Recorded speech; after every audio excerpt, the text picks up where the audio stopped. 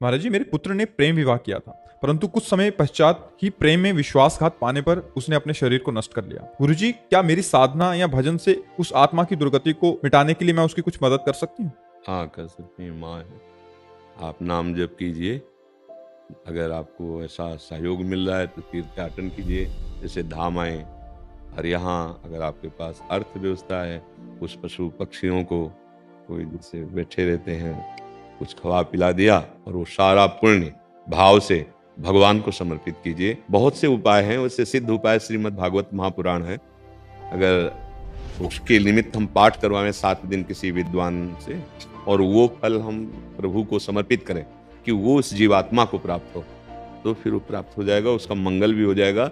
और भगवान से प्रार्थना कीजिए कि जो जीवात्मा हमारे पुत्र के रूप में आया था उसका मंगल हो, उसको सुख पहुंचे, तो जरूर लाभ मिलेगा।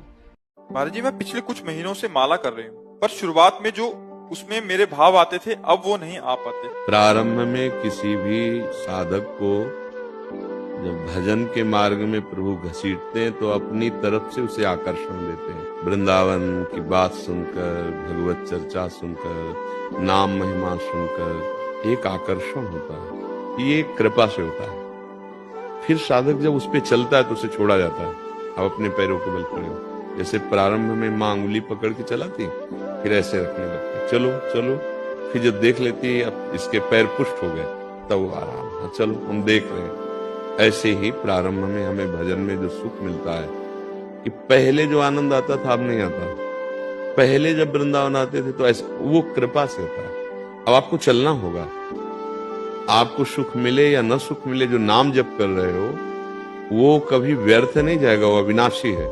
अब वो आपके पापों को नष्ट कर रहा है, अनर्थ को नष्ट कर रहा है। वो सत्य है, वो अविनाशी है, वो चिदानंद है। हम जिसे राधा राधा राधा जप रहे हैं, अब मन भाग रहा है, मन विषय चिंतन कर रहा है, मन गंदे संकल्प कर रहा है। हमें बिल्कुल नहीं डरना। क्यों? क्योंकि नाम जब उसे खाली कर रहा है, उसकी गंदगी हटा रहा है।